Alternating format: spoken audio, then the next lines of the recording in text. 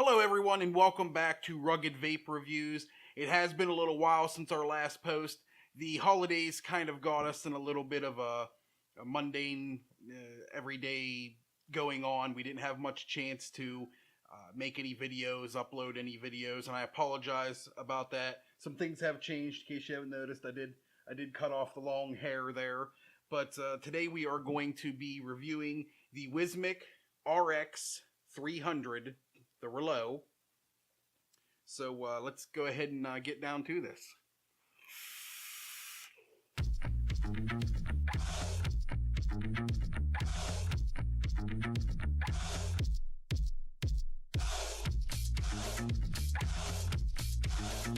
Alright guys, so welcome back. We wanted to do a quick little video here on the Reuleaux RX300. I always say quick little video and this stuff never ends up quick. I apologize for that. But we wanted to kind of go over the ins and outs of the new 4-battery, 300 watt Wismec device. I have been vaping it for a couple days myself now. I have kind of been enjoying it. There are some pros and some cons to it for the most part. We'll get into all that stuff a little bit later.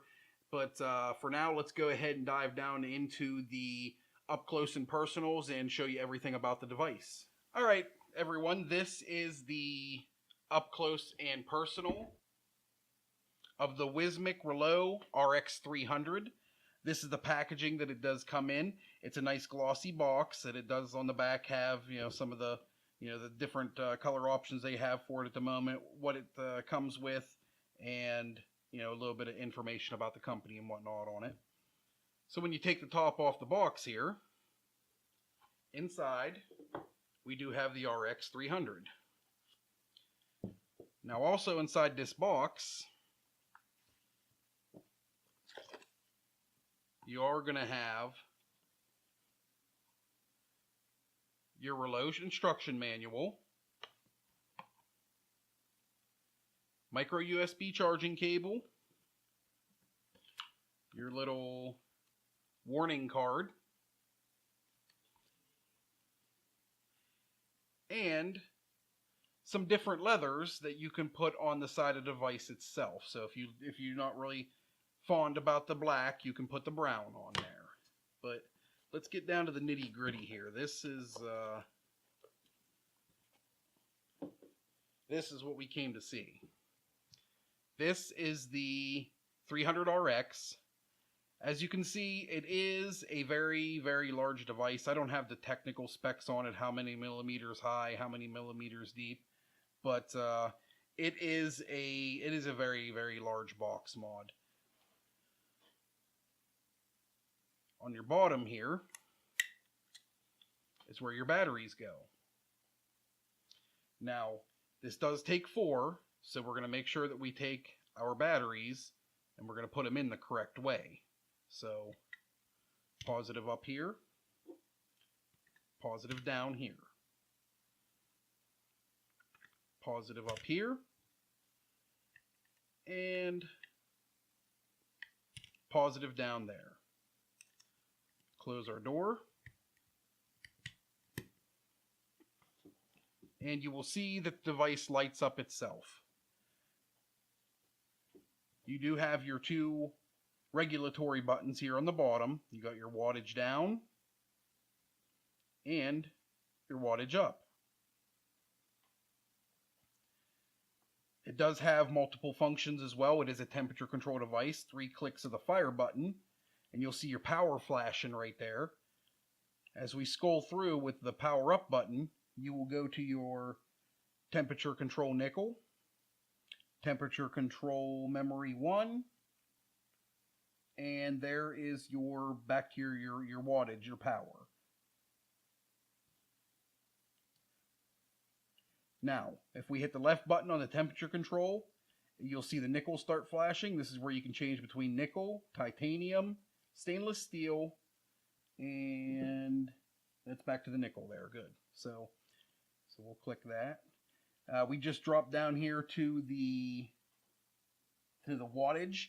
This is how you will adjust your wattage when you are in temperature control mode. Another click and we go over to our ohms load. This is where you can lock in your ohms load for the temperature control.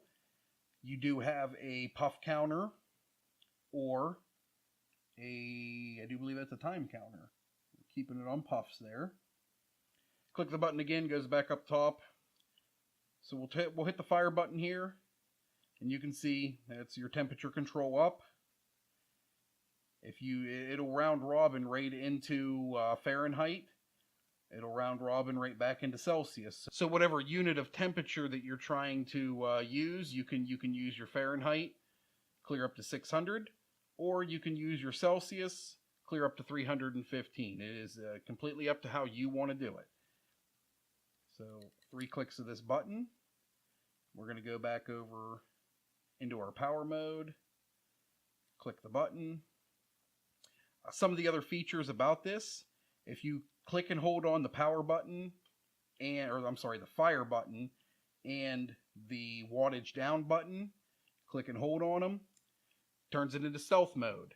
Stealth mode is so that the screen doesn't light up when it's being fired. Push and hold on them again, stealth mode off, so your screen comes on. You have pushing both the wattage button up and the fire button. You have the choice to turn the logo at the beginning of the startup off on the devices. You can turn it on or off. It's not really, I don't think, that big of a deal to most people, but they give you the option to do that. Clicking both the wattage up and wattage down buttons together will key lock it so that it doesn't accidentally get taken off your desired wattage or temperature that you've selected. And clicking and holding on them again for a second unlocks it so you can go back to adjusting it again. Now we got 5 clicks. We're going to turn it off. If you click and hold on both of these, wattage up and wattage down, it'll orient the screen so that you can see it while you're hitting it. It'll just turn it, upside down for the most part. That's kind of goofy to me because I'm not trying to look at the screen when I'm hitting it anyway, so we're just going to switch it back to the way it was. And then the power button and the wattage down button, hold them in while the device is off, and you will get a battery readout on what all your batteries are hitting at, what power level your batteries are at. The fire button, the wattage button up, hold them in for a few seconds. It'll take you into this screen where you can preset your temperature control memory functions for the most part. So we're going to let that clear off there. 5 clicks turns it back on, and that is really all there is to the screen itself and the device itself. It does have your micro USB port right in the front. This is for charging and for software update. The company does suggest to charge your batteries separately overnight. There's no balance charger built into these devices, so the first battery in the series is going to get all the charge, the second one's going to get a little less, the third one's going to get a little less than the other 2, and the fourth one's going to get a little less than the other 3.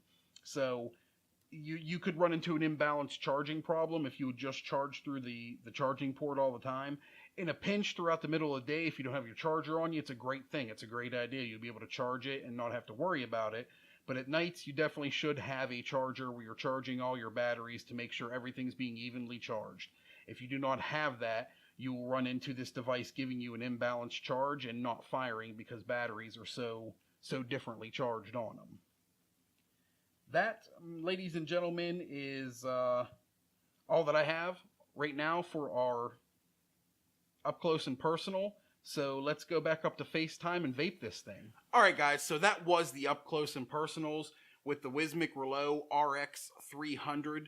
I wanted to take a moment here and go over some of the pros and cons of the devices, at least in my mind. Now please keep in mind these are subjective. Things that bother you may not bother me, and vice versa. But my one pro for this device is that it is a hard-hitting device. It does get the 300 watts out of the device that you're looking for. If you're a high wattage vapor, it is definitely something to consider. Some of the cons about it, as you've seen in the close-ups, was that it is a very, very large device. It doesn't always feel natural in the hand. Now, I do have some pretty big hands, so it's not too bad in my hand, but somebody with a smaller hand than mine is not going to like the way this feels. They're not going to like how it works. My wife is going to demonstrate there. She's got smaller hands than I do.